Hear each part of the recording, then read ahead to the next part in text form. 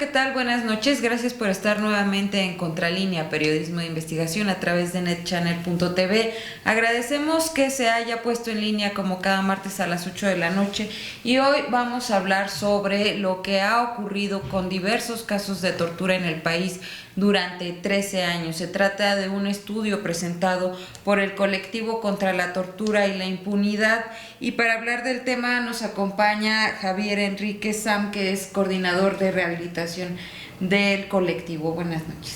Buenas noches, Erika. Muchas gracias por invitarnos a esta entrevista. Para nosotros es muy importante que se difunda este tipo de estudios que hemos realizado en un contexto en donde hoy en día la Ley General de la Tortura está en las cámaras y no logran pasar debido a que no aceptan utilizar los estándares internacionales para reconocer la tortura. Vamos a ir como paso a paso para que el auditorio tenga la oportunidad de conocer a grosso modo de qué se trata este estudio y a partir de qué está hecho, de los protocolos, de testimonios. Cuéntanos, Javier. Bien, este estudio se basa en dictámenes médicos psicológicos que aplican el protocolo de Estambul, peritos independientes, que forman parte de una red nacional en la cual estos peritos han participado en diferentes partes del país para llevar a cabo esos dictámenes médicos psicológicos.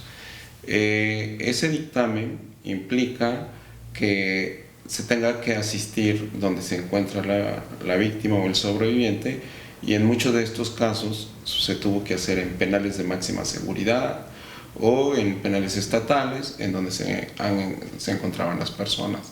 Pocos son los casos que se llevaron a cabo en situaciones de libertad. Este estudio es una selección de casos que tomamos, como tú ya señalaste, de un periodo de casi 13 años. Son 50 casos, 10 de mujeres y 40 de hombres.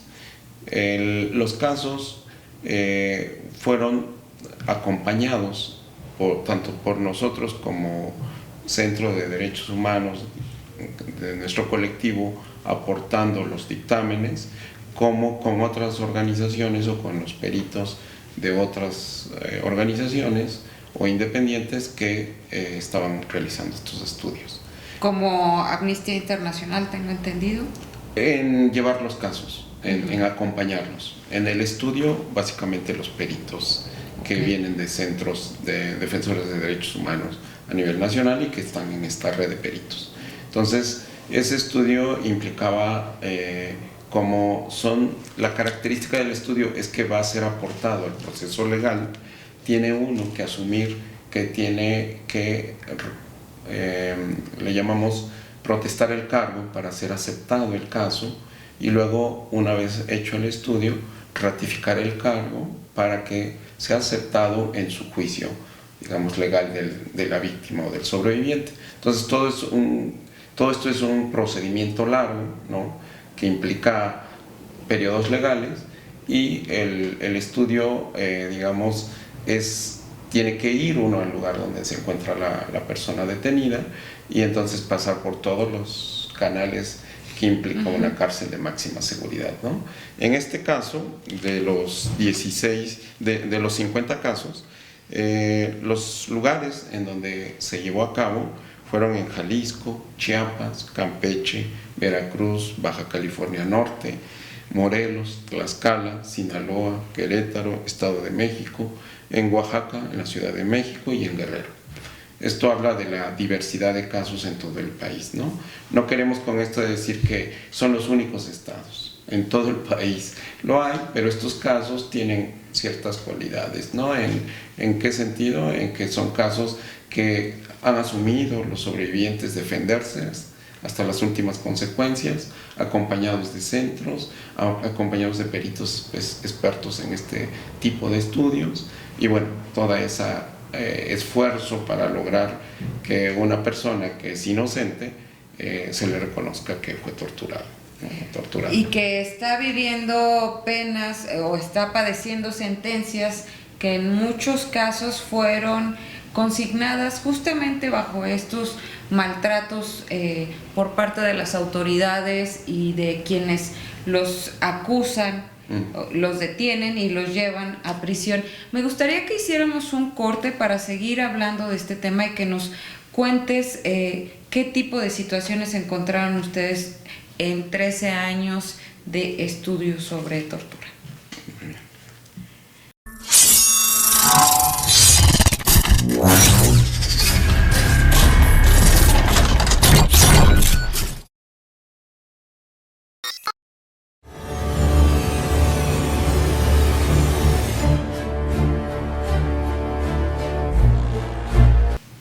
Gracias por seguir con nosotros en Contralínea, periodismo de investigación a través de netchannel.tv. Agradecemos sus comentarios a info@contralinea.com.mx y estamos platicando con Javier Enríquez, que es coordinador de rehabilitación del colectivo contra la tortura y la impunidad, quien acaba de presentar junto con sus compañeros un profundo estudio que tiene que ver justo sobre este tema que, 50 casos parecen muchos, pero en realidad son pocos con respecto a las cifras que hay de tortura, pero también esto tiene que ver con el problema de que no hay denuncia, de que muchas personas prefieren no seguir siendo lastimados, vejados, acosados por las autoridades. Y bueno, me gustaría, Javier, que nos comentaras cuáles son los patrones que ustedes encontraron de tortura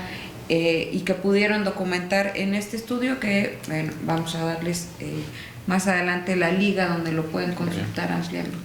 Sí, mira, antes de pasar ya directamente a esos patrones, te quiero comentar que esos dictámenes, como decíamos, de estos casos, y que son 13 años, tenemos casos que llevan 17 años, ¿no? O más tiempo de estos estudios que se hicieron, y los más prontos de estos casos que fueron de alguna manera liberados, digo de alguna manera porque el juicio sigue y ahí se tienen ese tipo de situaciones, pero los más prontos llevaban 3 años, ¿no? Entonces son periodos muy largos, ¿no? Que personas inocentes están en la cárcel por este tipo de, digamos, torturas que los incriminan con delitos de secuestro y de crimen organizado, ¿no? Esa es una de las características que tienen muchos de estos casos de haber sido involucrados en asuntos de delincuencia organizada o de narcotráfico, ¿no? ¿Se ha aumentado esta situación a partir de que se declaró la guerra contra el narcotráfico por el presidente Felipe Calderón? Sí, indiscutiblemente que fue uno de los acentos cuando arranca este asunto y que nosotros pues empezamos a notar que va en aumento y tiene que ver con que se aplican este tipo de delitos a muchos, ¿no? Y como en una de las características de los casos, por ejemplo, se trata de mujeres, se trata de indígenas, se trata de luchadores sociales, ¿no? Que ahí son como el foco de atención para frenar, ¿no? sus luchas o sus acciones, y además se trata de un perfil de gente joven, no de gente adulta, grande. La mayoría, por ejemplo, de los casos entran entre los años de 19 y 31 años, ¿no? Muchos de estos casos caen en esas edades. Entonces se trata de gente joven, ¿no? Que también tienen un nivel socioeconómico pues, de pobreza, y en ese sentido estamos viendo cómo se criminaliza a la juventud con la pobreza, ¿no? Claro. Y se les señala como delincuencia organizada o como narcotráfico, ¿no? Y pagan, digamos, condenas injustas por muchos años. Yo recuerdo casos que tuvieron que ver justamente con el movimiento de 2006 que ustedes también documentan en este estudio, y que tiene que ver con la manifestación del Frente en Defensa de la Tierra en Atenco, en el Estado de México, en donde las personas estaban protegiendo ese espacio que para ellos es vital, porque de ahí dependen, de ahí siembran, de ahí viven, y que estaba proyectado para hacerse el nuevo aeropuerto de la Ciudad de México. Y bueno, me gustaría que nos recordaras un poquito qué es de lo que se habla en este estudio y que ustedes pudieran documentar. En este estudio están integrados algunos de los casos de las mujeres que denunciaron esa tortura y que en ese entonces la Fiscalía para las Mujeres, que la presidía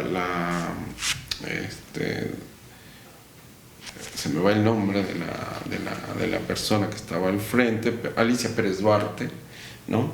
Nos dijo, si el colectivo aporta los protocolos de estos casos, pues podremos llegar a denunciar y todo, ¿no?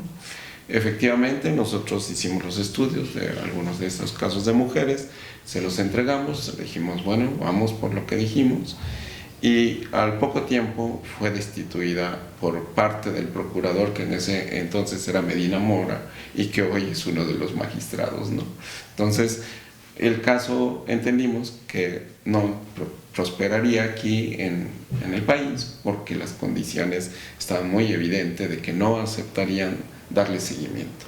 Este caso ha seguido a través de una de las organizaciones también de aquí de derechos humanos, como es el Agustín Pro, y ha sido llevado precisamente al plano internacional con la Comisión Interamericana, y hoy se encuentra en la Corte Interamericana el caso. Entonces, después de 11 años de haber ocurrido. Por eso decimos, aparentemente el caso, pues ya están libres, pues sí, pero el caso sigue, ¿no?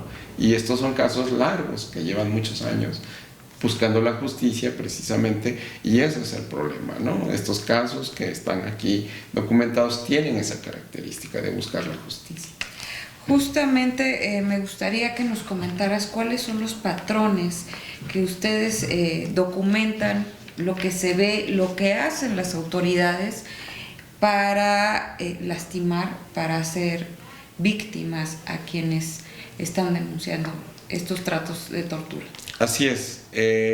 Voy a señalar los dos contextos principalmente en donde ubicamos que se ha aplicado esta tortura. Uno, que es de guerra contra el narcotráfico, para vincularlo al crimen organizado, obteniendo confesiones autoinculpatorias. Y otro es en contra del movimiento social como elemento desestabilizador de organización popular, hechos que ocurrieron entre los años 2002 y el 2015. ¿Cuáles son los impactos que dejan estos hechos de tortura en la gente, en la sociedad? Bueno, es uno de los análisis que ustedes hacen. Así es. Entre los impactos físicos hemos señalado que en la gran mayoría se tratan de lesiones cutáneas, de lesiones craneales, lesiones torácicas, lesiones abdominales y en menor medida las fracturas. Digamos que son las lesiones más frecuentes que vamos a encontrar en alguien que ha sido torturado desde el punto de vista físico. Desde el punto de vista psicológico hay impactos de más tiempo que la persona va a vivir, que están ligados al estrés postraumático, a la depresión, a la ansiedad, pero que este tipo de, digamos, diagnósticos que parecen así de simples, pues no solo son unos diagnósticos tan simples, son una serie de sintomatología que el sobreviviente de la tortura va a vivir con mucha intensidad, ¿no? Van a estar los recuerdos, las regresiones, lo que le llamamos el feedback, de recordar los momentos en que fueron detenidos, cómo los estaban torturando, ¿no? En la gran mayoría de todos estos casos, la tortura sexual fue muy evidente, ¿no? Tocamientos, desnudar a la persona, aplicarles toques eléctricos en los genitales, todas estas gamas de, digamos, métodos de tortura que aplican policías y fuerzas del orden y fuerzas armadas, ¿no? Hacia estas sobrevivientes de la tortura. Entonces hay una riqueza, digamos, en la manera en que aplican los métodos de tortura las autoridades, Y es muy claro que las amenazas son las que van a ir, como se dice, aflojando a la persona, ¿no? Cuando te tienen, no solo son esos golpes o esos dolores que estás sufriendo, sino también esas circunstancias en donde te dicen, ya sabemos dónde vive tu mamá, ya sabemos dónde están tus hijos, los vamos a ir a traer, los vamos a violar. Entonces, una serie de amenazas fuertes que las van fundamentando con los nombres de las familias, y pues en ese momento la víctima no sabe si es verdad o no lo que le están diciendo, ¿no? Pero por el momento pues tú no estarías dispuesta a aceptar que a tu familia pues la fueran a buscar y le hicieran lo mismo que estabas viviendo, ¿no? Y en esa angustia tan fuerte pues digamos el sobreviviente de tortura está dispuesto a hacer lo que sea. Llega entonces el momento donde le dicen, pues confiesa, acepta tu crimen, el secuestro o el narcotráfico, y firma tu confesión, ¿no? Y con una, digamos, facilidad posterior, pues ya han firmado, debido a todo este trato. Es decir, tocan lo más íntimo en toda la extensión de la palabra de la persona que quieren que sea castigada. Vamos a hacer un corte y regresamos para seguir hablando de este estudio que se presentó por parte del colectivo contra la tortura y la impunidad. Regresamos.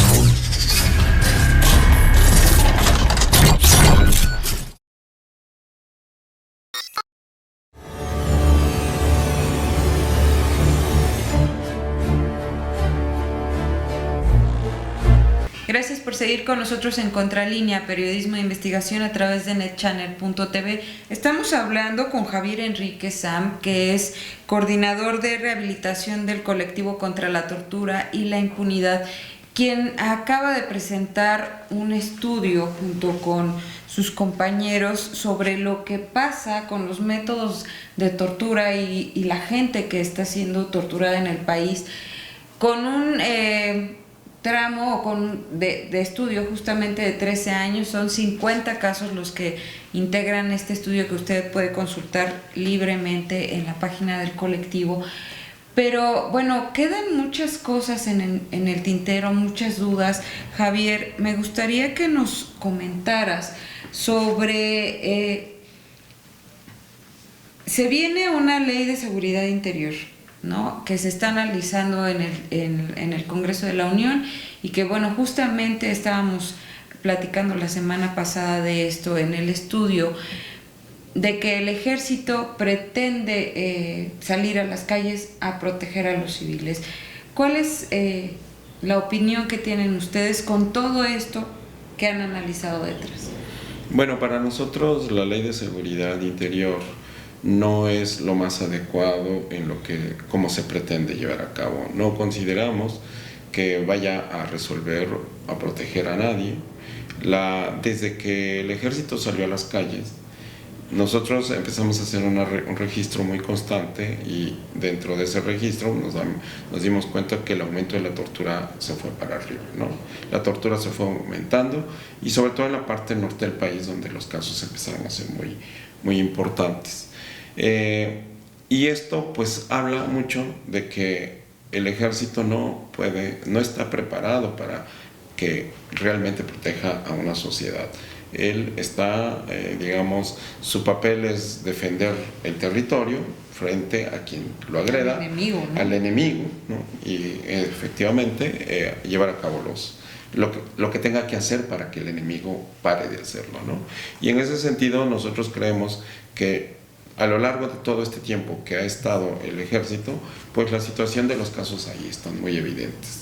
No pueden negar que no, a pesar de que digan, pero hay suficientes centros que tienen casos, nosotros que hemos documentado, de casos que el ejército pues ha llevado, digamos, ha realizado con tortura. Entonces, no podemos quedarnos ahí. Tenemos más bien que buscar otro tipo de alternativas que no sea el ejército, ¿no? Que ellos regresen a sus cuarteles y que realmente se busquen otros mecanismos de manera más adecuada para frenar digamos, al crimen organizado y a todo lo que significa el narcotráfico, ¿no? Y que muchos, digamos, personas internacionales que conocen, como el mismo Basaglia, Edgardo Basaglia, ha dicho que si tú no vas hacia de donde dependen esas estructuras, de sus recursos, de donde tienen fondos, de cómo se mueven, pues no vas a parar nada. Entonces, mientras no haya una acción directa hacia las estructuras que lo sostienen, nada va a pasar en el país y vamos a seguir viviendo esta situación de tortura e impunidad, porque aquí es donde se va a combinar esto, ¿no? Ante esas torturas que viven estas personas que son detenidas, la estructura judicial no va a actuar para sancionar a los que llevan los actos de tortura. Claro. Y entonces vemos cómo hay una alta impunidad y la gran mayoría de los casos, de todos estos casos, yo puedo decir con toda certeza, no han sancionado a alguien con, digamos, con una ley en la mano que tenga que ver con tortura, ¿no? La mayoría de los casos que sabemos, pues fueron por cuestiones de tipo sedición o cuestiones menores, ¿no? Pero no por tortura. Nunca reconocieron que ellos cometieron tortura y por lo tanto entonces fueron sancionados militares, generales, policías, quienes llevaron a cabo esas torturas, no han sido sentenciados desde esa óptica. Entonces, no vamos a parar la impunidad, la tortura, si la impunidad persiste, ¿no? Continúa. Entonces, por eso decimos, la única manera de parar la tortura en este país es que ya no quede impune. Y si la impunidad está fundamentada en el Poder Judicial para que lleve los juicios, pues ella es la que tiene que hacer mucho por eso. Y ligándolo con la Ley General de la Tortura, si no hay una ley que sea antitortura, nosotros decimos la ley antitortura. ¿Qué quiere decir eso? Una ley antitortura es esa ley que se basa en estándares internacionales en donde se enjuician los casos por tortura y que tendrían que ser aplicados en el país para que entonces pudiéramos avanzar un poco más en que la tortura tuviera justicia. ¿Desde cuándo está en análisis esta ley? Esta ley empezó en el año 2015, en diciembre, cuando Peña Nieto la promulga y pasa a Cámara de Senadores. En Cámara de Senadores discutimos, participamos las organizaciones y logramos avanzar en el perfil de los estándares internacionales en la ley. Esto pasa casi todo el 16 y a finales del año 16, para entrar en este 17, pasar a la Cámara de Diputados. Y en la Cámara de Diputados empieza nuevamente la revisión y lamentablemente la regresión de todos los estándares que habíamos avanzado en la Cámara de Senadores. ¿Por qué? Todavía pensábamos que llegar a diputados podríamos ajustar más los detalles de estos estándares internacionales que tenían que ver con la tipificación de la tortura y los malos tratos, la cuestión de las pruebas ilícitas, ¿no? El mecanismo nacional de prevención. Estábamos como tratando de afinar para que avanzara una ley. Finalmente no. ¿Por qué no? Pues porque precisamente estás pisándole los talones a los que lo llevan a cabo. ¿Y quiénes son los que llevan a cabo la tortura? Las policías y los militares. Entonces, no están dispuestos, no hay voluntad política del Estado para decir yo voy a juzgar a quien tenga que juzgar por tortura. Lamentablemente ese es el punto, ¿no? Pero en este caso es un papel que tienen que llevar a cabo los legisladores, los diputados que tienen que procurar la justicia y que no se sigan cometiendo este tipo de actos, porque bueno, se supone que ellos están al servicio de la ciudadanía. Hay un tema que me gustaría que tocáramos y que parece que se ha ido disminuyendo esta presentación de los presuntos delincuentes, exponerse a los medios de comunicación, pero era común que se diera por hecho que alguien que habían detenido sin ser juzgado fuera presentado ante los medios de comunicación. Y bueno, me gustaría que nos comentaras este punto que considero que es muy importante, porque muchas veces la gente se queda con esa idea. Ya vio la imagen de alguien en televisión y resulta que esta persona pues no tuvo nada que ver, ya fue procesado, ya fue juzgado, pero también socialmente ya fue expuesto, ¿no? Así es, la exposición a los medios de comunicación de los llamados delincuentes organizados o narcotraficantes es en el estudio señalamos que casi el 50%, alrededor del 50%, eran expuestos a los medios de comunicación, ¿no? Y sí, ya estaban prejuzgados porque todavía no habían hecho estudios, todavía no había habido un proceso legal, nada, y ya se decía que ya eran delincuentes. Entonces, exponerte a los medios era violar completamente, o ha sido violar tu derecho de inocencia, ¿verdad? Porque estás siendo visible para todo mundo. Y entonces, cuando tú quieres decir, yo no hice nada, pues muy difícilmente la sociedad va a reconocer, porque yo te vi ahí, te vi detenido, con todas las armas presentado, ¿no? Si nos acordamos, ponían cantidad de armas al frente que ellos usaban, ¿no? Droga, en fin, todo un show mediático en donde las personas, pues imposible, ¿no? Y para poder entrar a defender ese tipo de personas, precisamente a nosotros como centros decían, es que los centros de derechos humanos no gubernamentales lo que se dedican es a defender delincuentes, ¿no? Y así nos han catalogado, porque los inocentes son muchos de los que están detenidos en esa condición, y entonces la autoridad está deteniéndolos, vinculándolos a delitos que no han hecho. Y en esa lógica, si nosotros los centros defendemos a las personas que son inocentes, pues teníamos que entrarle. Y con esa lógica, la autoridad llegaba y decía, no, pues los centros lo que hacen es defienden delincuentes, ¿no? Ahí están una serie de cuestiones que van ligando. Por un lado, te muestran a los medios, ¿no? Y te dicen delincuente. Entonces dicen, la autoridad ahí se beneficia de decir, mira, estoy haciendo mi trabajo, ¿verdad? Aparentemente están deteniendo a toda esta avalancha de delitos y toda esta cuestión, por un lado.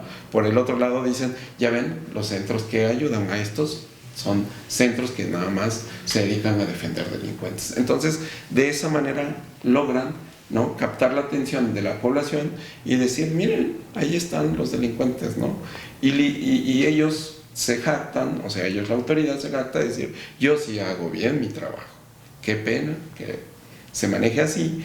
Y bueno, lamentablemente el pueblo muchas veces se traga la mentira falsa, ¿no? Ahí sí, como dirían, son noticias falsas, no son noticias verdaderas, ¿no? Bien. Pues Javier, me gustaría que, estamos a punto de concluir con el programa, me gustaría que nos comentara si hay algún punto que consideres que es importante mencionar antes de cerrar con este tema. Sí, también otro punto muy importante pues es reconocer que no se podría hacer este tipo de estudios si no hubiera gente dispuesta a denunciar todo este peregrinaje, le diríamos, a ese dolor intenso con sus familias para poder denunciarlo. Por eso no hay muchos, por eso la estadística es baja, se subregistra, porque cualquiera que le suceda en este tipo de actos no tan fácil se va a la denuncia, ¿no? Entonces es un reconocimiento a esos sobrevivientes que han asumido la búsqueda de su justicia, ¿no?, sus derechos, y que gracias a eso podemos decir hoy con mucha claridad y certeza que las cosas están mal en México en materia de tortura y en las otras graves violaciones a derechos humanos que también hemos dicho se han disparado: las desapariciones forzadas, las detenciones arbitrarias y las ejecuciones extrajudiciales. El gran paquete de graves violaciones a derechos humanos han tendido a aumentar. Entonces, con este tipo de leyes, unas que no cumplen con los estándares internacionales, promover leyes de seguridad interior que van a fortalecer el sistema como viene operando, no vamos a ver cambios importantes. Entonces, solo que hay una voluntad política muy fuerte, podremos ver cambios, y eso tiene que ir acompañado de la sociedad civil, de las organizaciones, de ustedes como medios, para hacerlo llegar y que la autoridad se vea pues realmente, como decir, demandada de toda esta justicia que queremos todos, ¿no? Muy bien, pues agradezco mucho que nos hayas acompañado en esta ocasión, y pues me gustaría que los invitaras a ver el estudio en www.contralatortura.org.mx, y ahí al entrar a la página pueden ver material de consulta, entran al material de consulta y ahí podrán buscar análisis sobre los patrones de tortura usados en México y los impactos en los sobrevivientes de la tortura. Ahí pueden consultar y bajar, descargar el material para que puedan revisarlo. Pues muchísimas gracias, Javier, por haber estado con nosotros, y muchas gracias a usted que se puso en línea como cada martes a las 8 de la noche. Nos vemos el próximo. Hasta luego. Gracias, muy amable.